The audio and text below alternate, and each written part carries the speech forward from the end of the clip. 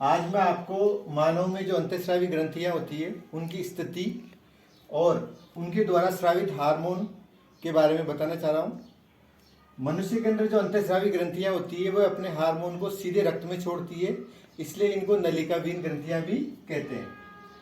सबसे पहले हम बात करते हैं पीयूष ग्रंथि की। पीयूष ग्रंथि जो होती है उसको मास्टर ग्रंथि भी कहा जाता है।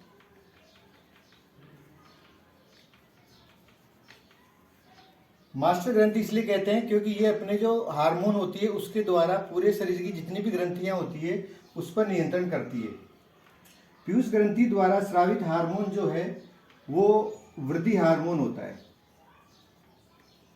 वृद्धि हार्मोन पीयूष ग्रंथि जो होती है हमारे मस्तिष्क में स्थित होती है और इसका आकार जो होता है वो मटर के दाने के समान होता है। दूसरी ग्रंथि जो है वो है पीनियल ग्रंथि या पीनियल ग्लैंड।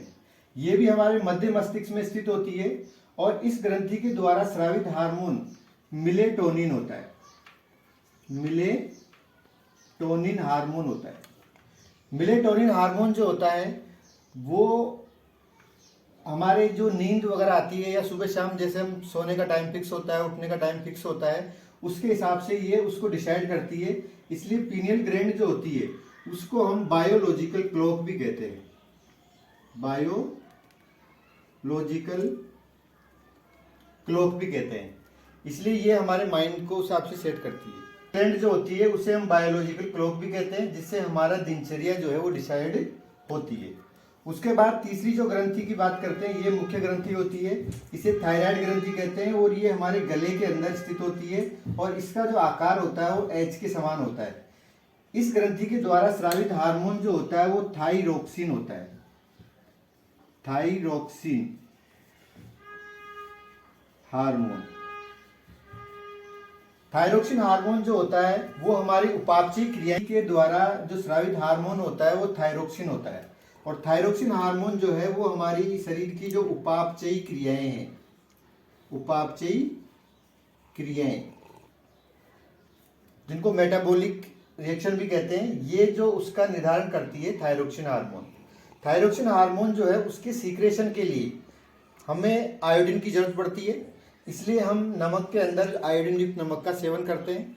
जब आयोडीन युक्त नमक का सेवन करेंगे तो थाइरोक्सिन हार्मोन सही से स्रावित होगा और सही से स्रावित होने से हमारी जो उपापचयी क्रियाएं वो भी सही से चलती रहती है, इसलिए हमें आयोडीन युक्त नमक खाने की सलाह दी जाती है। उसके बाद हम बात करते हैं कि थाइमस ग्रंथि। थाइमस ग्रंथि जो है वो थाइमोसिन हार्मोन का स्राव करती है और थाइमोसिन हार्मोन जो होता है वो हमारे शरीर की जो प्रतिरक्षा तंत्र होता है उसको निर्धारित करता है या उसके कंट्रोल में ये कार्य करती है। उसके बाद नेक्स्ट जो ग्रंथि है वो है एड्रिनल ग्रंथि। इसको हम अधिवक्र ग्रंथि भी कहते हैं। अधिवक्र ग्रंथि क्यों कहते हैं? क्योंकि ये जो ग्रंथि होती है हमारी जो किडनियां होती है लेफ्ट और राइट, इन दोनों किडनियों के ऊपर पाई जाती है। इसे एड्रिनल ग्लैंड या अधिवक्र ग्रंथि कहा जाता है। अधिवक्र ग्रंथि जो है उसके द्वारा स्रावित जो हार्मोन होता है वो एड्रेनिलीन होता है। एड्रेनिलीन हार्मोन। एड्रेनिल हार्मोन जो होता है वो हमारे शरीर के अंदर संकट काल की परिस्थितियों में कार्य करता है, जैसे भय हो, डर लगता है, तो इस समय ये हार्मोन का सीक्रेट होता है। और एड्रेनल हार्मोन जो है वो हमें संकट की जो परिस्थितियां होती है उस परिस्थितियों के अंदर हमारे को लड़ने के लिए तैयार करता है, इसलिए इसके द्वारा जो स्रावित हार्मोन है इसको हम संकटकालीन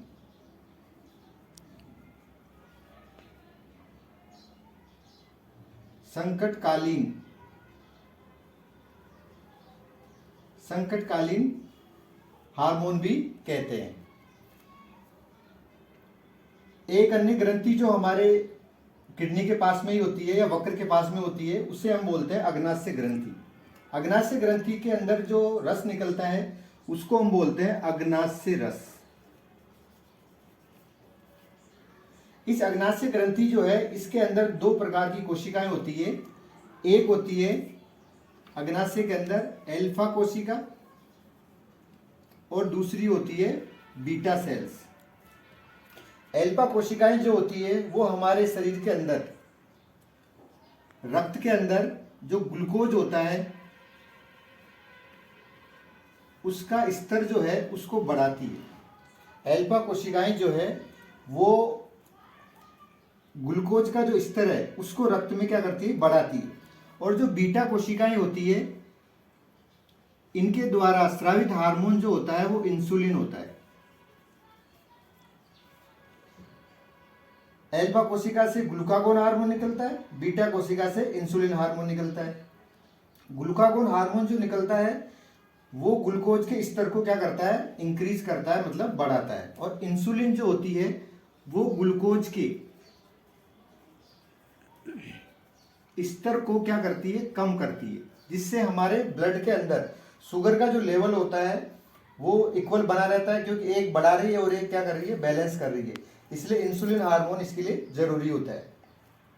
कभी कभी हम देखते हैं कि इंसुलिन हार्मोन की खान पान के कारण या गलत व्यायाम वगैरह नहीं करने के कारण या उम्र के साथ इंसुलिन हार्मोन की क्या हो जाती है, कमी हो जाती है, जिसके कारण हमारे जो शुगर या ब्लड जो होता है उस ब्लड के अंदर शुगर का लेवल क्या हो जाता है, बढ़ जाता है, जिससे हम डायबिटीज भी कहते हैं।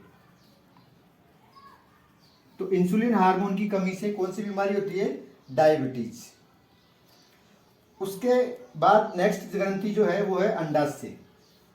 अंडाशय ग्रंथि फीमेल में पाई जाती है और अंडाशय ग्रंथि जो है उसके द्वारा अंडाणु का निर्मोचन होता है। अंडाशय ग्रंथि के द्वारा अंडाणु का निर्मोचन होता है और अंडाशय से जो अंडाणु का निर्मोचन होगा उसके लिए जो हार्मोन उत्तरदायी होता है उस हार्मोन को बोलते हैं oestrogen. Oestrogen hormone, oestrogen hormone जो होता है उसको फीमेलाइन हार्मोन या स्त्री हार्मोन भी कहा जाता है। और जो पुरुषों के अंदर वर्षण जो होते हैं उनके द्वारा एक हार्मोन निकलता है उसको पुरुष हार्मोन भी कहा जाता है। और पुरुष हार्मोन जो है उसका नाम है टेस्टोस्टेरोन।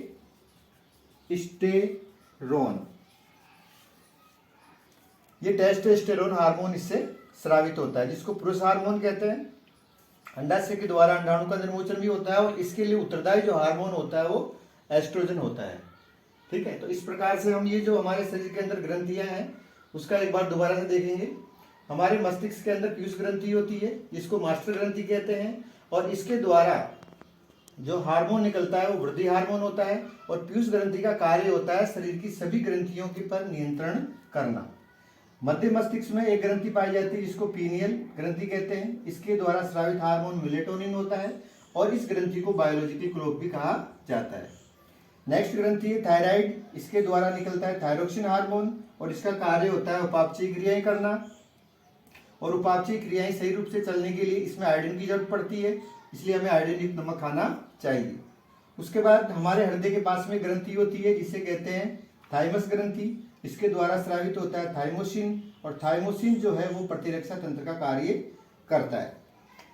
उसके नेक्स्ट है एड्रिनल, जिसको संकटकालीन ग्रंथि या संकटकालीन हार्मोन भी कहा जाता है। उसके बाद है अग्नाशय। अग्नाशय ग्रंथि में दो प्रकार की होती है, अल्फा कोशिका, बीटा कोशिका। अल्फा कोशिकाएं ग्लूकागोन हार्मोन स्रावित करती है और ग्लूकोज का स्तर बढ़ाती है। बीटा कोशिकाएं इंसुलिन हार्मोन स्रावित करती है और ग्लूकोज के स्तर को बढ़ाती है। लेकिन लंबे समय के बाद कभी कभी इंसुलिन हार्मोन की क्या हो जाती है, कमी, जिसके कारण डायबिटीज की समस्या या बीमारी से व्यक्ति ग्रसित हो जाता है। फिर महिलाओं के अंदर जो ग्रंथि पाई जाती है वो है अंडाशय। अंडाशय जो है उसके द्वारा अंडाणु का निर्मोचन होता है और अंडाणु जो है इन सब क्रियाओं के लिए जो स्त्री हार्मोन है वो एस्ट्रोजन हार्मोन कहलाता है। पुरुषों के अंदर जो जननांग पाया जाता है उसके अंदर वृषण जो संरचना होती है उसके द्वारा हार्मोन निकलता है जिसको पुरुष हार्मोन कहलाता है और ये पुरुष हार्मोन जो है उसका नाम है टेस्टोस्टेरोन। तो ये सारे हार्मोन मिलकर के हमारे शरीर की सभी जैविक क्रियाओं पर क्या करते हैं, नियंत्रण करते हैं, जिससे हमारे शरीर की सभी जैविक क्रियाएं सुचारू रूप से चलती रहे। थैंक्स आलो।